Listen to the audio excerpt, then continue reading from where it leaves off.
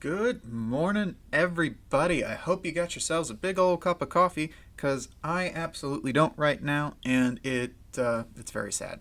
So, got a very interesting day for you. Going to be talking about the big Cardano news of the day, some Tezos partnerships, Binance doing some weird stuff, John McAfee and Ghost, and Tether somehow failing its way to the top. And then another 5 things that I don't want to list here. So let's get into things. As always, anything discussed, all the articles, links are in the description so you can check them out for yourself. But the big thing, Cardano. The Shelley code has been successfully implemented into the mainnet.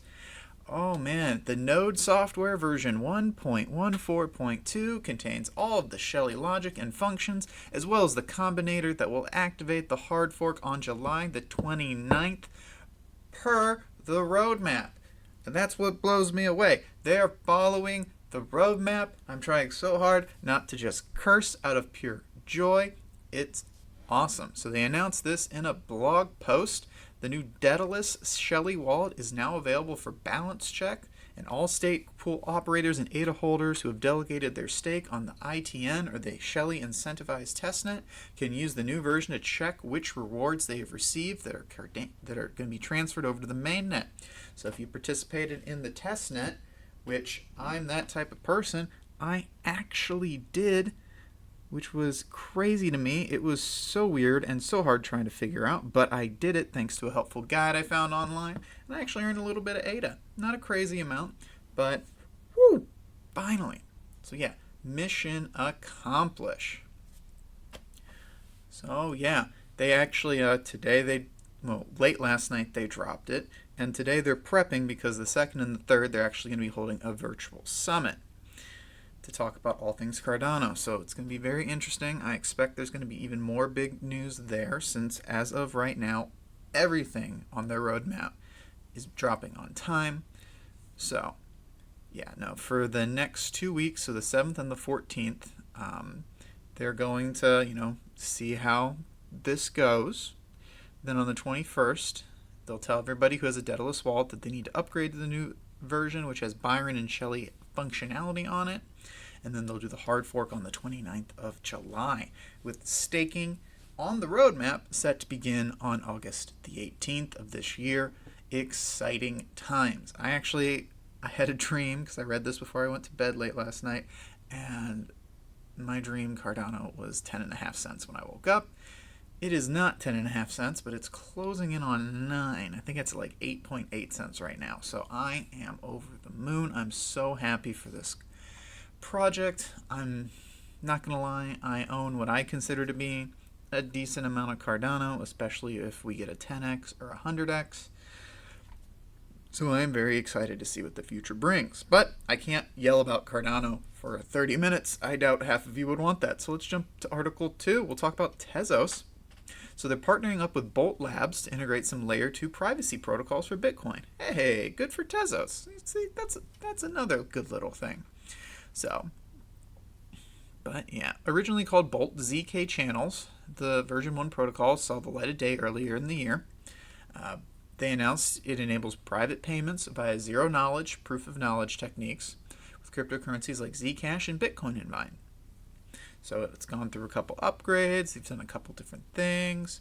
So yeah, both the consumer and the merchant end up viewing different data on the channel's state. More precisely, the customer is aware of the distribution of the funds, while the merchant knows the total channel balance but can't link to any received payments to it. However, ZK channels can be safely closed down at any time by either party. There we go. Nice little thing. And the protocol is running on Tezos blockchain. So there we go. It's very cool. They're saying it's already live for Bitcoin and should start operating on Zcash soon. And following the integration on Tezos, the company expects to receive a number of features. Oh, that's cool. Good for Tezos. Good for ZK channels. Bringing some more use cases to the space. All right. Talking about Binance as well. So it looks like, according to this article, they're preparing to buy a majority stake in the crypto startup Swipe, amid plans to roll out its debit card. So that would be pretty interesting. Binance is taking the world by storm. They are the Amazon to the crypto space, only from what I can tell, they treat their workers way better and have decent benefits. But I don't know. I could be wrong. Might need to look into it a little bit more. But they are definitely everywhere. So they're reportedly finalizing a deal to buy the majority stake in the platform Swipe.io. So it sets the stage for the crypto exchange to roll out its own debit card, which would be really interesting. So yeah, it announced in April it was working on a Binance card that could let you pay for goods and services with their Bitcoin or Binance coin balances in their wallet. Adding a little bit more use cases to the thing. I'm not a huge fan of debit cards personally, but that's getting into finance. But it's good to see that more and more of these things are becoming available for those of us who want to do them.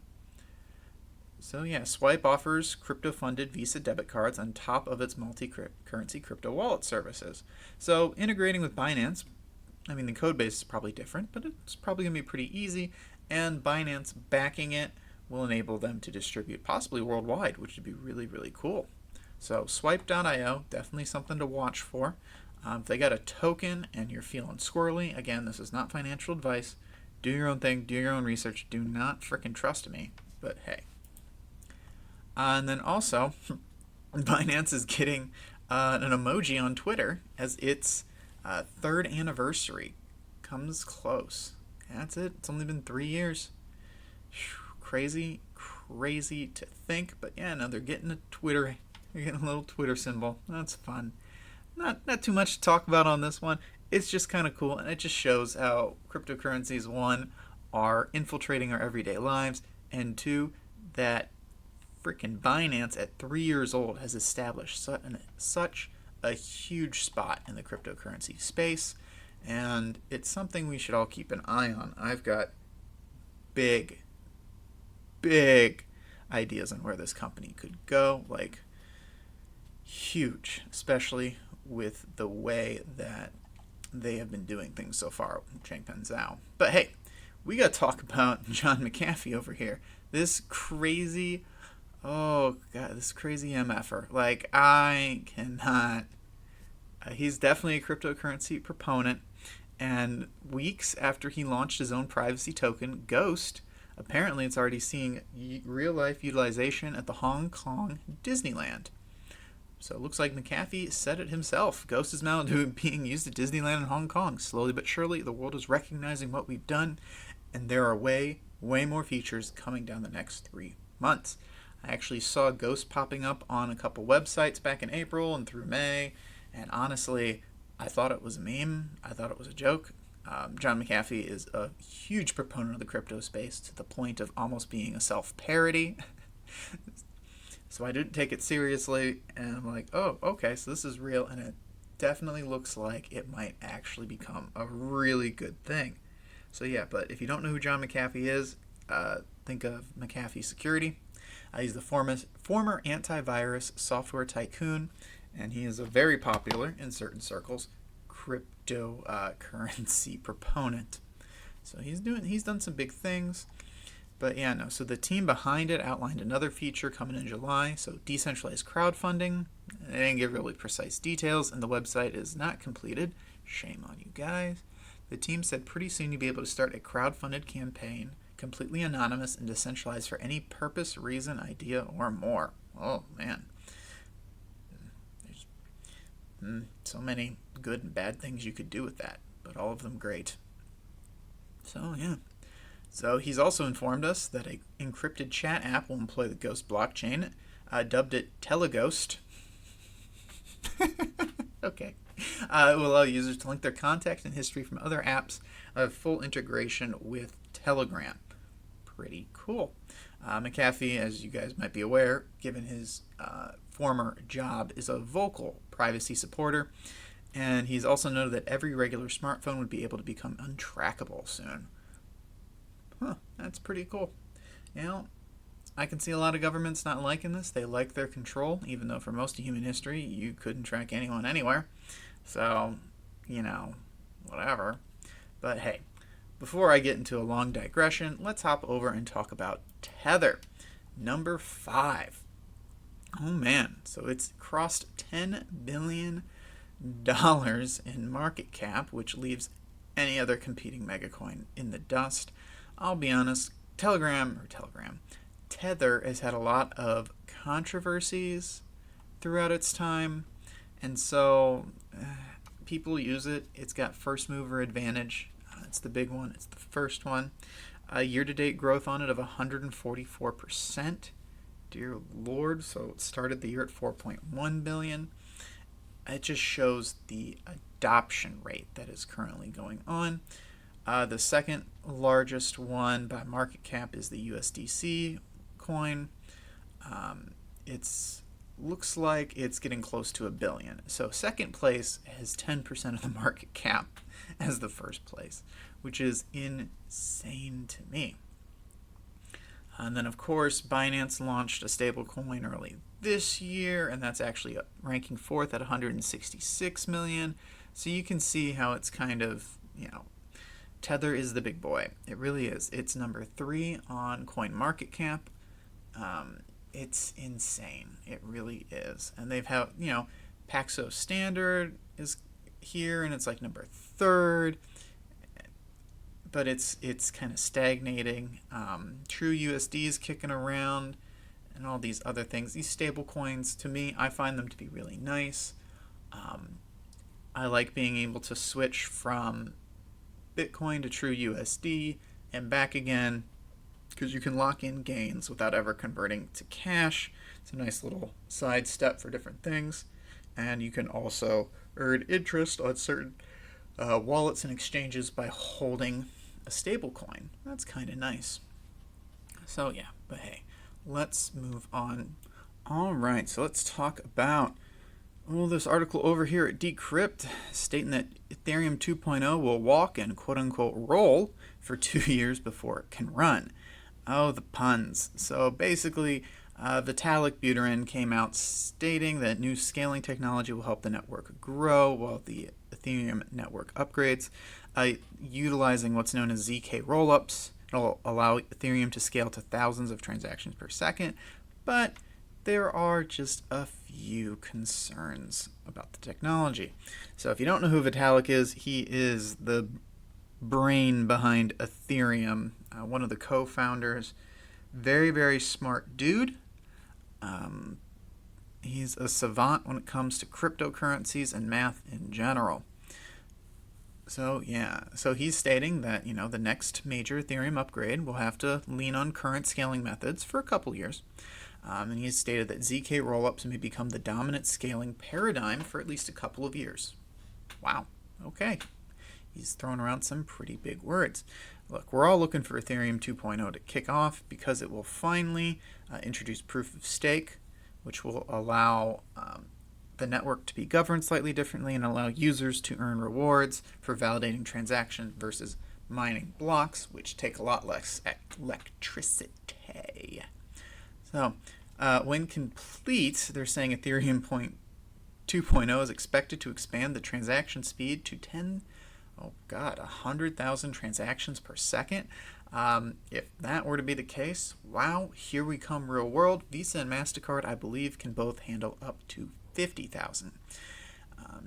But he's saying there's going to be at least a 2-year delay.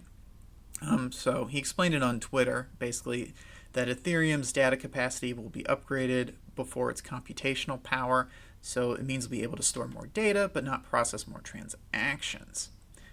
So this is due to the outline of the Ethereum 2.0 roadmap, which will see the Ethereum we all know eventually become one of 64 shards in Ethereum 2.0. These shards, which can be thought of as horizontal expansions, will be able to hold and move data. However, the process of harnessing their shared computing power to increase Ethereum 2.0's transaction output will be a multi-year effort, which then brings us over to these weird ZK rollups.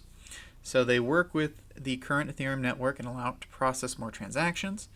They actually do this by processing them off the blockchain and then upload them every so often. It's a really interesting way to increase the number of transactions without overflowing the network. And there was actually a decentralized exchange called Loopring. They've actually used this method. They claim to be able to handle over 2,000 transactions per second thanks to the technology, which for a smaller DEX is pretty good. That probably handles pretty much all the traffic they get in a very quick, efficient, and timely manner. If they grow, they'll obviously want to continue to invest in these ZK rollups, but you got to trust them. So setting up a ZK rollup relies on a centralized party, like a developer. It actually undermines decentralization, and it can open a risk for social engineering, hacking attacks, or developers manipulating their code. So it's not perfect by any means, and I'm not sold on it. But Ethereum is falling behind, honestly, in terms of what this network can do and the delays in bringing the upgrades that other coins are starting to chomp at the bit, Cardano being one of them. So will they turn to ZK rollups? It's looking like they will, but they're going to need to do a little bit more to assuage us of the potential risks. So moving on, let's hop over to Ripple. Looks like it was the price of XRP being pushed down by the sales of Jed McCaleb. Oh man. So yeah. So an XRP whale speculates on the reasons behind the downtrend the assets had over the past 3 years. They are saying it's a price suppression attempt by Jed McCaleb, who's one of Ripple's co-founders. Oh man. So they actually took a look at Jed McCaleb's XRP sales, and since 2014 he sold more than $1 billion. So I see the argument. You're flooding the market with new XRP to keep the price down. That's a decent argument. I mean, is he doing it intentionally, or does he just need money because he's overextending his lifestyle, I think is more the question here. Yeah, is it being done malignantly, or is it being done because he needs the cash on hand? So it's estimated McCaleb makes a daily profit between $400,000 and $600,000 US from his sales. In the first quarter of 2020, he actually sold $26 million. By comparison, the Ripple Foundation sold $1.75 million in the same period. Jeez, yeah, he's really, man. But he's like, yeah, the market has known for years I'm selling my XRP at a slow and steady rate. Well, I'd say it's a fast and steady rate, but that's my opinion. My investment decisions are not based on any desire to negatively impact other companies in this industry.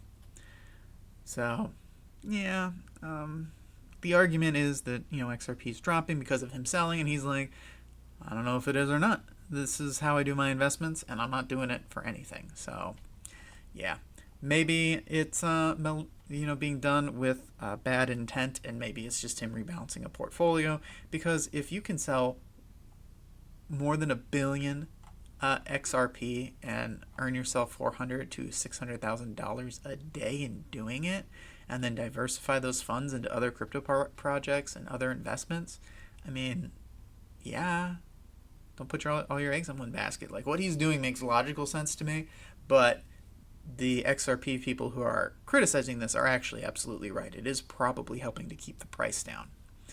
All right, moving on, we got to talk about Bitcoin. It actually closes its third best Q2 in history with 42% gains.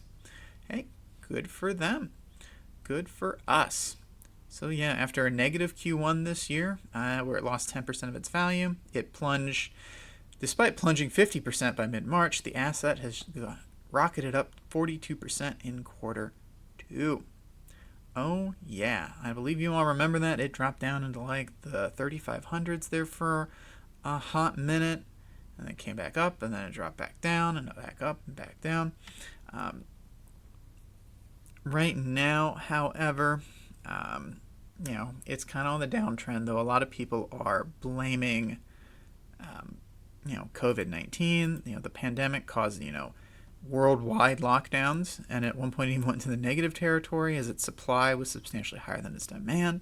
However, we know now that Grayscale is buying up 3 times more Bitcoin than is being mined, so that's kind of doing that type of thing. Gold has increased its value. It's up about 16%. Bitcoin, according to Skew, is up 27% year to date. Not too bad. Look. And we're prepping for an interesting last half of the year.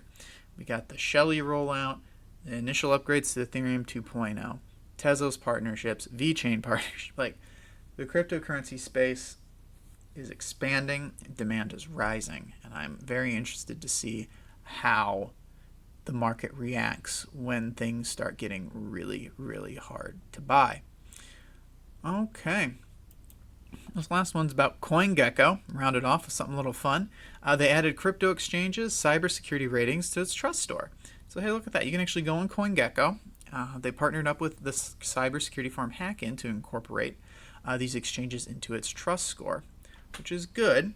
It allows the ability of an exchange to maintain a secure environment, and in doing so, they get a high score. And then we can go look at these scores and decide which exchange we want to put our money on based on that. So that is pretty good. It's nice. It gives us a little bit extra knowledge out there of what we can do to help protect ourselves from potential issues or fraud. Obviously, nothing is ever 100%. Nothing is ever perfect, but at least this gives us another way to kind of see how different exchanges match up. But hey, well, that looks like that is about it for today. Taking a look at the top 10 cryptos by market cap. Bitcoin's kicking around at just under 1% in the green. Actually, everything other than Bitcoin SV is in the green. SV is down by 1.22%. Cardano flipped EOS and crypto coin. It's currently sitting at 8.8 cents, up almost 7% on the day. I can only expect that to increase. Like I said, I had a dream that it was 10 cents, and I hope that dream comes true by end of day. Even if we see some retractment, that's fine. I've got high hopes for Cardano, and I'm really hoping that it can flip Binance, Litecoin, SV, and Cash and get into that number 5 spot. That would take it from a $2.5 billion market cap to a $4.5 billion market cap. And I think that's really doable with all the announcements that are going on.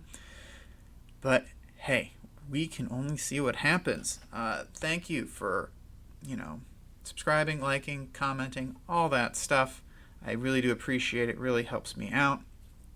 As always, everything I've talked about is down in the description, so please, please, please do your own research. That is the purpose of this space, is for us to learn and grow together but separate. Alrighty, talk to you all tomorrow. Thanks.